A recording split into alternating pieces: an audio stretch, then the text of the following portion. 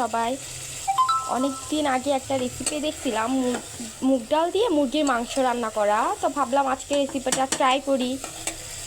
বসে বসে বোর হচ্ছিলাম, সেটার জন্য আর কি রান্না করতে চলে আসছি। রান্না করলে মনটাও ভালো হয়, খাইতেও ভালো লাগে। কে কী দুপুরের আয়োজন করতেছেন কমেন্ট করে জানাবেন। আমার রাস্তাটা কেমন হয়েছে কমেন্টে জানাবেন। হ্যাঁ, কালারটাও কেমন লাগতেছে দেখতে সেটাও কমেন্ট করে জানাবেন। মুরগির মাংসটা কেমন হয়েছে, কালার কেমন হয়েছে জানাবেন কমেন্টে। আর কে কে খেতে চান, আমাদের বাসার দাওয়াত রইল, সবার আসতে পারেন।